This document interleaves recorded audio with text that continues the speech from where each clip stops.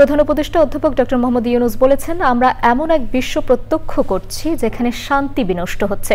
টোকিওতে নিকেই ফোরামে দেয়া বক্তৃতায় তিনি আরও বলেন, শান্তি বিনষ্ট হওয়াতেই পৃথিবীতে উত্তেজনা বাড়ছে, পারস্পরিক অসহযোগিতা তৈরি হচ্ছে।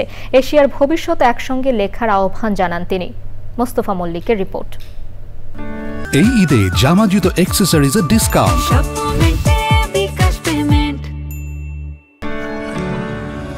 টোকিওর ইম্পেরিয়াল হোটেলে ৩০তম নিক্কেই ফোরামের অধিবেশন। অস্থির বিশ্বে এশিয়ার চ্যালেঞ্জ শীর্ষক অধিবেশনের মূল বক্তা অধ্যাপক ডক্টর মোহাম্মদ ইউনূস।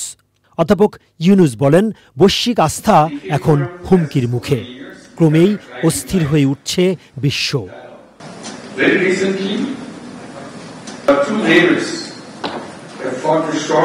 এশিয়া ও তার বাইরের বিভিন্ন অঞ্চলে সংঘর্ষ শুরু হয়েছে এবং শান্তি দিন দিন অধরা হয়ে উঠছে। ইউক্রেন, গাজা এবং দক্ষিণ ও দক্ষিণ পূর্ব এশিয়ার দেশগুলোতে যুদ্ধ ও মানবসৃষ্ট সংঘাত হাজারো মানুষের জীবন ও জীবিকা ধ্বংস করে দিচ্ছে। আমাদের প্রতিবেশী দেশ মিয়ানমারে গৃহযুদ্ধ এক নির্মম রূপ নিয়েছে। সম্প্রতি আমাদের দুই প্রতিবেশীর মধ্যে একটি সংক্ষিপ্ত কিন্তু ব্যয়বহুল যুদ্ধ সংঘটিত হয়েছে। অত্যন্ত দুঃখজনক যে আমরা কোটি কোটি টাকা যুদ্ধের পেছনে ব্যয় করছি, অথচ লাখ লাখ মানুষ না খেয়ে বা ন্যূনতম চাহিদার জন্য লড়াই করছে।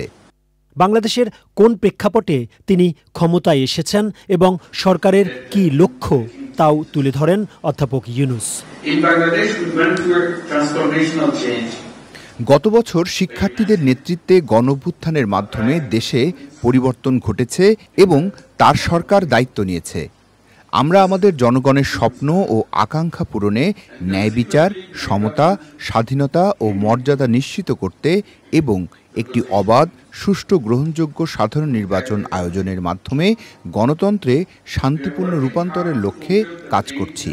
এশিয়ার দেশগুলোর নেতাদের উদ্দেশ্য করে অধ্যাপক ইউনূস বলেন, একটি উত্তম বিশ্বের কল্পনায় সবার প্রতি আস্থা রাখতে চান তিনি। Mostafa Mallick, channel I.